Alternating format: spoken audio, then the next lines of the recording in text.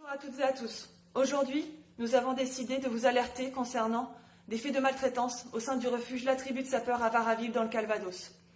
Nous devons être amenés à faire cette vidéo aujourd'hui parce que malheureusement nos précédentes alertes n'ont pas été prises au sérieux. Pourtant, les faits sont là et ils ont été constatés par de nombreuses personnes. Personnellement, j'ai été bénévole dans ce refuge de 2015 à 2018. J'ai plusieurs fois échangé avec la présidente Alice Tabu et le président adjoint Alexandre Lalbatry concernant les conditions sanitaires et le manque de soins apportés aux animaux.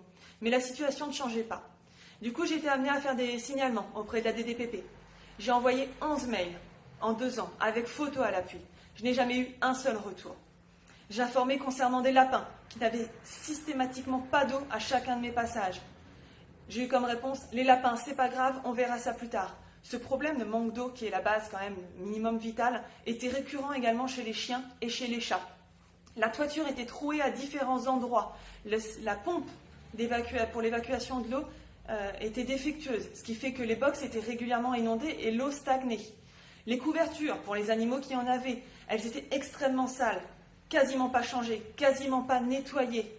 Elles étaient aussi régulièrement mouillées. Et on les laissait en l'état, même pour les animaux qui étaient malades. Les soins, il y avait beaucoup d'animaux qui en manquaient. Des problèmes, des pattes gonflées, suspicion de tumeurs, des blessures suite à des bagarres, des gros problèmes de peau, des oreilles purulentes. Et à chaque fois, la seule réponse que j'obtenais, c'était « c'est prévu, on va le faire ». Sauf qu'en fait, ça ne se faisait jamais. J'ai donc décidé, pour citer un exemple, d'adopter Jenna ici présente, après 15 mois qu'elle est passée au refuge, à attendre d'être soignée, à attendre d'être apparemment stérilisée parce que son problème de peau devait être réglé par la stérilisation. Je l'ai adoptée parce que je savais qu'elle irait voir le vétérinaire en prenant cette décision. Quand je l'ai récupérée, elle était dans un box qui était inondé. Le pansement était à moitié défait. Les médicaments post-opératoires avaient été partiellement donnés. Le vaccin, il avait été fait uniquement juste avant l'adoption. Sinon, elle n'avait pas été vaccinée pendant son passage à l'association. Pour les antiparasitaires et vermifuges, Alice Tabu n'a pas su me donner leur nom. Et par rapport à la fréquence, elle m'a répondu, je cite, « Ça nous prend comme une envie de pisser ».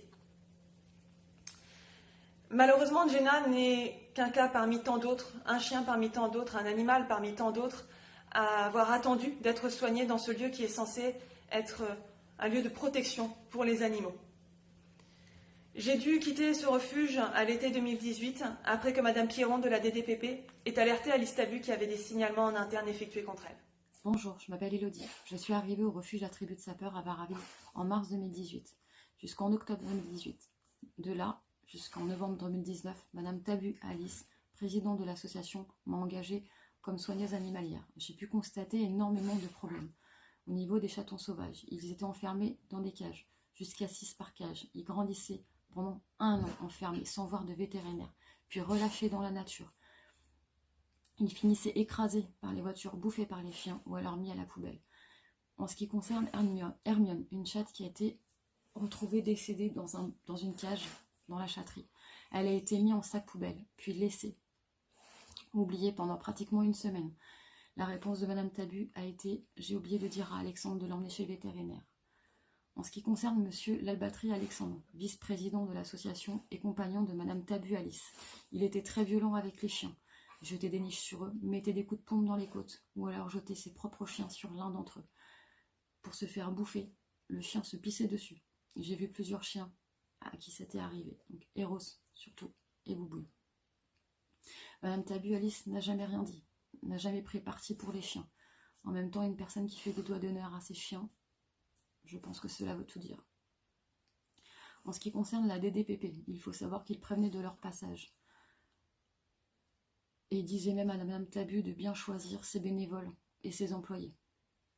Puisque la plupart des personnes qui ont déposé des plaintes sont les bénévoles et les employés, suite à la maltraitance qu'on a pu constater sur le refuge. Il y a un parc aussi dans le refuge où les chiens peuvent être jusqu'à 10 dans le parc. La plupart des chiens ne sont pas castrés. Donc des bagarres ont éclaté. Les chiens ne sont pas soignés suite à leurs blessures. Ceux qui ont déclenché la bagarre sont punis, enfermés dans le box, privés de sortie, même dans le parc, et de câlins, quitte à mettre un cadenas sur le box pour éviter que les bénévoles puissent rentrer dans le box. En ce qui concerne les chiens agressifs, ils sont mis dans le parc avec d'autres chiens, muselés.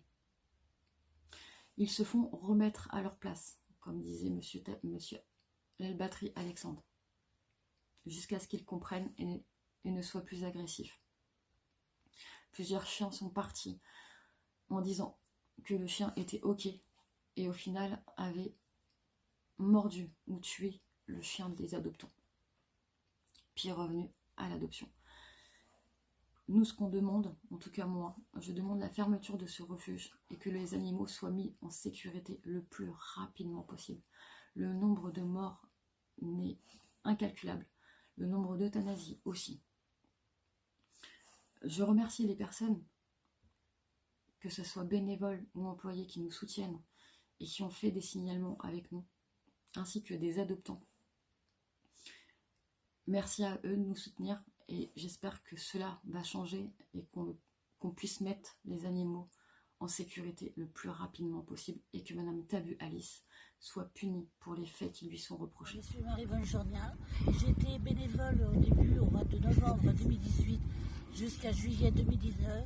À juillet 2019, je suis devenue salariée.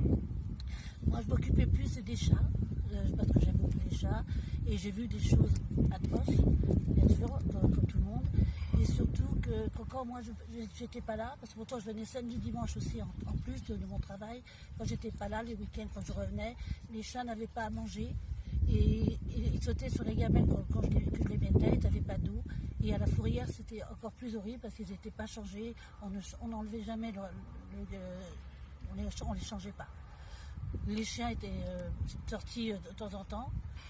Et je suis comme les autres personnes, c'est vrai que les chiens avaient toujours des couvertures mouillées, elles ne les lavaient pas, ou elles changeaient ni les couvertures, elles ramassaient les merdes, mais de temps en temps, quand elle voulait, moi je faisais l'après-midi alors que je ne devais pas faire ça puisque je faisais que les chats.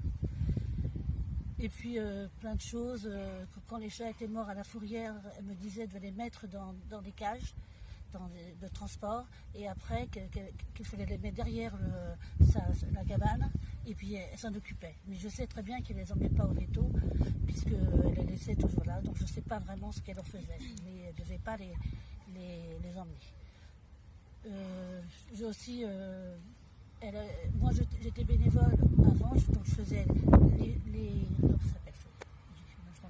excusez-moi, je faisais les collectes et pour eux, donc en plus de mon travail. Et les collectes, elles gardaient vraiment ce qu'elles voulaient, mais elles leur donnaient à ses chiens à elles, mais pas aux chiens du refuge. Elles gardaient les marques pour ces chiens, et les marques étaient moins bien, elles les donnaient aux chiens du refuge, mais pas les. Et moi, tout ce que je demande, c'est que pour vos chiens soient vite libérés de cette souffrance. Donc, un que j'aime bien, c'était le chien que je connais très bien, c'est Jeanne, mon frère. Donc, je demande vraiment qu'on fait tout pour que faire des refuges. Parce que je suis toujours employée quand même.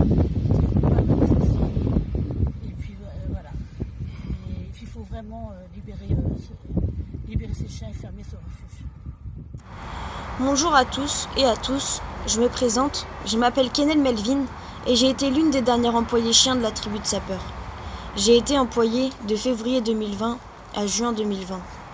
J'ai quitté la tribu de sapeurs parce que je me suis aperçue que les animaux étaient fortement négligés.